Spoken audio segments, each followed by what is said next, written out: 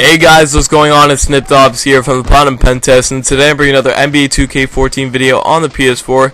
And in this video, guys, we're going to be talking about something that's very historic, something that's going to be talked about for many years to come, and that is LeBron James' 61-point performance against the Charlotte Bobcats. So let me just start out by saying, if you guys were really watching that game, I was watching it from the beginning of the second half to the very end. You could just tell right away that he was in the zone. You know, I tuned in the game, and you could just see a different way that LeBron played. You know, he's shooting threes with confidence.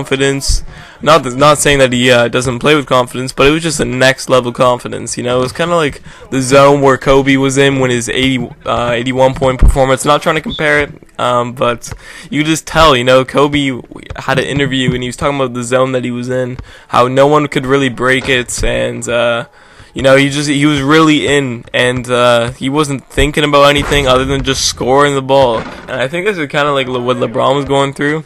And you could just tell because he wasn't talking to anyone on the bench. When he was coming back from offense to defense, he wasn't shaking anyone's hands or giving a high five or anything like that. No, he wasn't doing that. And you could tell, really, that he was in the zone. He was determined to, importantly, win that game, but also score the ball.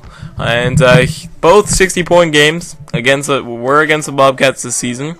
Obviously, one from Melo and now one from LeBron. Comparing those two games can be very it's a great comparison because they're both against the Charlotte Bobcats, and not to knock the Charlotte Bobcats or anything, they're doing a fantastic job this season. Even though it's the Eastern Conference, they're still in the playoffs and they have a top 5 defense right now, but they're one of the worst in the league when it comes to defending the three. So LeBron went 61 points. He also had 7 rebounds and 5 assists. He went 22 for 33 from the field, and he went 8 for 10 from 3. Now, comparing this to Melo's 62-point performance, he went 23 for 35, so basically the same field goal percentage, maybe a little favored in LeBron's, but still very good from Carmelo.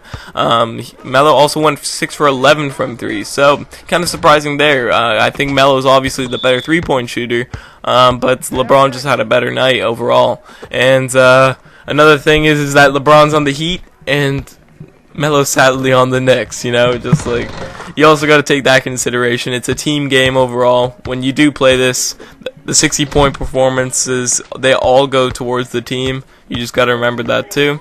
And a little side note, that LeBron was playing with that goddamn mask, and what I've heard or what I've read about on those masks is that it really disrupts people's shots, and it's really sweaty on their face, so like it really does screw with their game. And LeBron just put up a career high with that goddamn thing, so very impressive overall. LeBron also set a career high when I think he had like 57 or 56 against the Raptors when he was playing with Cleveland. I don't know what is with the Raptors, you know, with people's season's highs coming around, or career highs, let alone that, yeah, so it's just kind of weird against the Raptors, always against the Raptors. But he also set a Heat record as well. Glenn Rice's 56 points, he broke that, now it's 61.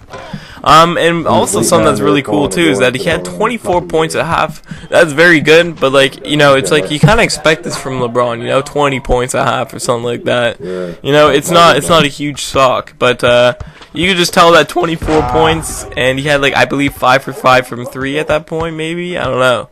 And then you come into the half where I tuned in to watch the game, and he made a couple more threes, so you just like, wow, this is very impressive.